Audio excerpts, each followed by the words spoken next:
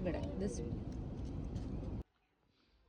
പെട്ടിയുടെ wait നോക്കുന്ന അമ്പ്രു 1.5. അങ്ങനെ ഏറ്റവും വെയിറ്റ് കൂടി അമ്പ്രുവിൻ്റെ പെട്ടിയും തൂക്കി പിടിച്ച് നമ്മൾ യാത്രയായി. പോയി വട്ടം നമ്മുടെ ഒപ്പം വരുന്നില്ല. അതിൻ്റെ ചെറിയൊരു വിഷമം അമ്പ്രുവിനുണ്ട്. സത്യം പറഞ്ഞാൽ അമ്പ്രുവായിട്ട് ഈ ഒരു യാത്ര പുറപ്പെട്ടപ്പോൾ ഞാൻ ശരിക്കും വിചാരിച്ചു അവൻ എന്നെ കുഴപ്പിക്കുന്നുള്ളത്. നമ്മൾ എയർ ഇന്ത്യയിലാട്ടോ നാട്ടിലേക്ക് വരുന്നത്. Okay, good job. എന്നിട്ട് ഇതിങ്ങനെ പുൾ ചെയ്യാം.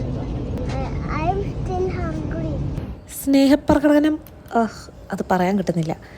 അത് നമുക്ക് കുറച്ച് കൂടുതലാണ്. ഈ വട്ടത്തെ വെക്കേഷൻ ഒരു ഇത്തിരി ലോങ് ആയതുകൊണ്ട് അബുദാബിനെ ഇതുപോലെ കാണുന്ന സമയത്ത് ഒരു ചെറിയൊരു വിഷമം ഉണ്ടായിരുന്നു.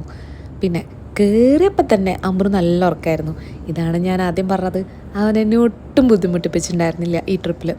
പിന്നെ കുറച്ച് കഴിഞ്ഞപ്പോൾ ഇതുപോലെ കിടത്തി സീറ്റ് ബെൽറ്റ് ഇങ്ങനെ ബക്കിൾ ചെയ്ത് ഞാനും സുഖമായിട്ട് കുറച്ച് നേരം ഉറങ്ങിയിട്ടോ. ലാൻഡിങ് ആവാറായപ്പോൾ അമ്പ്രുവിനെ ഇങ്ങനെ എടുത്തിട്ട് നമ്മൾ രണ്ടുപേരും കൂടി ഒറ്റൊരു സീറ്റ് ബെൽറ്റ് ബക്കിൾ ചെയ്തു. പിന്നെ ഈ കാണുന്നത് നമ്മുടെ കേരളം അല്ല, ഞങ്ങൾ ഇപ്രാവശ്യം പോയത് വേറൊരു സ്ഥലത്തേക്കാണ്. ഈ ക്ലൗഡ്സിൻ്റെ ഇടയിൽ കൂടെ പോകുന്നത് കാണാൻ എനിക്ക് ഭയങ്കര ഇഷ്ടമാണ്. എന്നെ ഏറ്റവും കൂടുതൽ എക്സൈറ്റഡ് ആക്കുന്ന ഒരു കാര്യം കേട്ടോ അത്. പിന്നെ ഈ ലാൻഡ് ചെയ്യുന്ന കണ്ടിട്ട് നിങ്ങൾക്ക് ആർക്കെങ്കിലും മനസ്സിലാവുന്നുണ്ടോ ഇത് ഏതാണ് എയർപോർട്ട് എന്നുള്ളത്? എനിഹൗ, നമ്മൾ ലാൻഡ് ചെയ്തത് കേരളത്തിലല്ല. എയർ ഇന്ത്യ നമ്മളെ എത്തിച്ചത് വേറൊരു സ്റ്റേറ്റിലേക്കാണ്. അതേതാണ് കണ്ടിട്ട് മനസ്സിലാവുന്നവർ കമൻറ്റ് ചെയ്യുക. ഓക്കെ, അപ്പോൾ ബൈ.